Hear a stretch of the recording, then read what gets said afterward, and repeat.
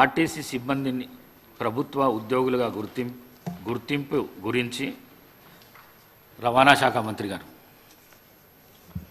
అధ్యక్ష, ప్రశ్న 201కి సంబంధించి అప్పటి ప్రభుత్వం తెలంగాణ ప్రభుత్వ రాష్ట్ర రోడ్లు రవాణా సంస్థ టీఎస్ఆర్టీసీ ఉద్యోగులను రాష్ట్ర ప్రభుత్వం సర్వీసుల్లో విలీనం చేయడానికి ఒక నిర్ణయాన్ని తీసుకుంది. ప్రభుత్వ సర్వీసుల్లో టీఎస్ఆర్టీసీ ఉద్యోగులను విలీనం చేయడం కోసం మరియు ఇందుకు సంబంధించిన విషయంలో అనుషంగిక విషయాలకు సమకూర్చడం కోసం 2023 తెలంగాణ రాష్ట్ర రోడ్డు రవాణా సంస్థ ప్రభుత్వ సర్వీసులోకి ఉద్యోగుల విలీనం 2023లోని 7వ చట్టాన్ని 15/9/2023 తేదీన తెలంగాణ గెజిట్లో న్యాయశాఖ ప్రచురించింది.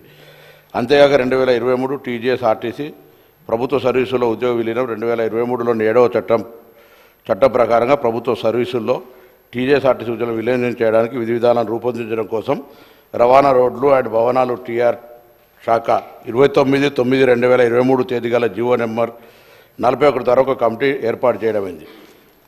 ప్రశ్న బి లేదండి జవాబు. దాని తర్వాత సి ఈ ప్రతిపాదన పరిశీలనలో ఉంది. శ్రీ తన్నీరు హరీష్ రావు గారు. అధ్యక్ష, గౌరవ మంత్రివర్యులు సమాధానం ఒక రకంగా చెప్పాలంటే బాధ్యతారహిత్యంగా ఉంది, తప్పుదో పట్టించే విధంగా ఉంది. ఈ విషయంలో జాప్యం జరగడానికి గల కారణాలు ఏమిటి అన్నప్పుడు లేదండి అన్నారు. ప్రభుత్వం వచ్చి ఇప్పుడు దాదాపు 8వ నెల జరుగుతూ ఉంది. 8 నెలలు జరుగుతున్నా ఇంకా జాప్యం జరుగుతలేదు అని ఒక సమాధానం చెప్పారు. ఎప్పట్లోగా ఈ ప్రతిపాదనలు అమలు చేసి నియమిత రోజును ప్రకటించమవుతుందంటే ఇది పరిశీలనలో ఉంది అని గౌరవ మంత్రి గారు చెప్పారు. ఇది కాంగ్రెస్ పార్టీ మేనిఫెస్టో అధ్యక్ష. ఈ మేనిఫెస్టోలో page number 28 item number 14 TSRTC సిబ్బంది సంక్షేమం. ఆర్టీసీ కార్మికులను ప్రభుత్వ విలీన ప్రక్రియ పూర్తి చేసి 2 పీఆర్సీల బకాయిలను వెంటనే చెల్లిస్తాం. వెంటనే అంటే 8 నెలలు సమయం సరిపోదా అధ్యక్ష? నంబర్ 1. నంబర్ 2, వచ్చే పీఆర్సీ పరిధిలోకి టీఎస్ఆర్టీసీ కార్మికులను చేరుస్తాం. నంబర్ 3, రాష్ట్ర ప్రభుత్వ ఉద్యోగులతో సమానంగా అన్ని వసతులు సదుపాయాలు కల్పిస్తాం. నంబర్ 4, ఆర్టీసీ బస్సులను ఆధునీకరించి విస్తరిస్తాం. అధునాతనమైన సౌకర్యాలతో కొత్త సర్వీసులను ప్రారంభిస్తాం. Number 6 and the last, RTC union పునరుద్ధరణకు అనుమతి ఇస్తాం. అయితే వారితో నా సూటి ప్రశ్నలు, నేను మంత్రి గారిని విషయాల్లోకి పోకుండా సూటిగా ప్రశ్నించదలుచుకున్నాను. మొదటి ప్రశ్న, గౌరవ మంత్రి గారు ఎప్పట్లోగా ఈ అపాయింటెడ్ డేట్ను ప్రకటిస్తారు? ఏ రోజు నుంచి ఆర్టీసీ ఉద్యోగులను ప్రభుత్వ ఉద్యోగులుగా గుర్తిస్తారు? పరిశీలనలో ఉంది, చూస్తాం చేస్తామని కాలయాపన చేయడం కాదు.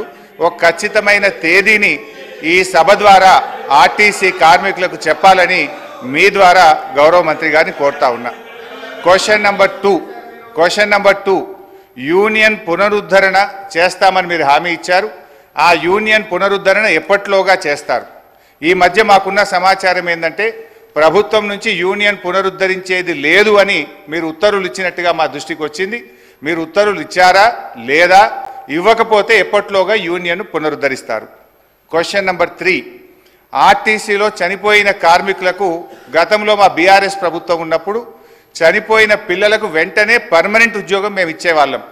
కానీ మీ ప్రభుత్వం వచ్చిన తర్వాత ఆ పర్మనెంట్ ఉద్యోగం అనే నిబంధన తీసేసి బ్రెడ్ విన్నర్ స్కీమ్ అనే స్కీమ్ పెట్టి కన్సాలిడేటెడ్ పే కేవలం 15,000 రూపాయల జీతం ఇచ్చి 3 ఏళ్ళు మీరు 15,000 జీతానికి పనిచేస్తే అప్పుడు పర్మనెంట్ చేస్తామని చెప్పి ఇలా చనిపోయిన కార్మికులకు మీ ప్రభుత్వం అన్యాయం చేసిన మాట వాస్తవమా?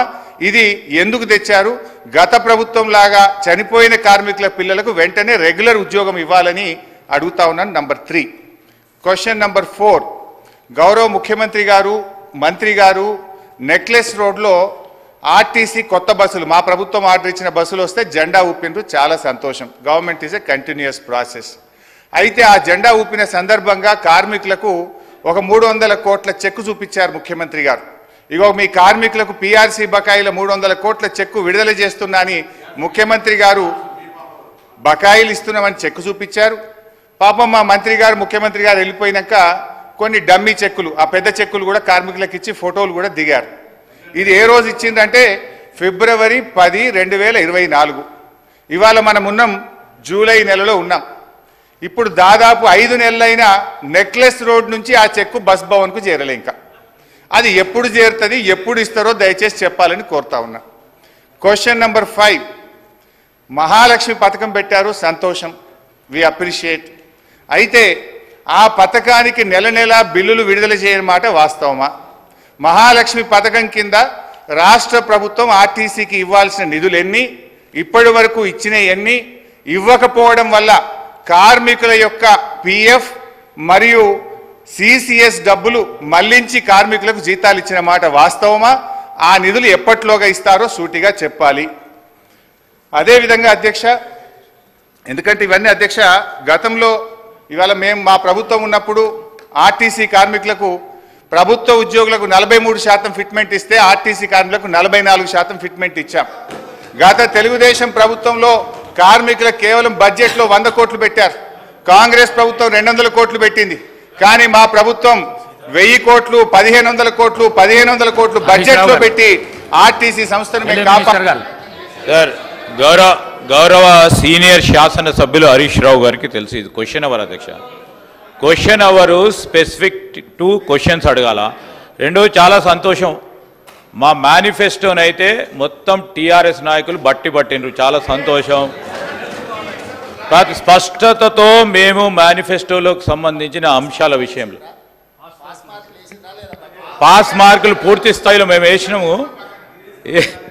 ఈరోజు నేను కోరుతా ఉన్నా అధ్యక్ష, I request honourable members also through your chair. Sir, ఇప్పుడు స్పెసిఫిక్ క్వశ్చన్స్ వేస్తే ఆన్సర్ రావడానికి ఆస్కారం ఉంటుంది. వారు సీరియస్గా డిబేట్ మొదలుపెట్టిన అధ్యక్ష. 10 క్వశ్చన్స్ ఉన్నాయి, మీరు 11 o'clock వరకే సమయం ఇచ్చిండ్రు, 11 గంటల వరకే సమయం ఇచ్చిండ్రు. మీరు మంత్రులు కూడా మాట్లాడాల్సి ఉంటుంది కదా అధ్యక్ష.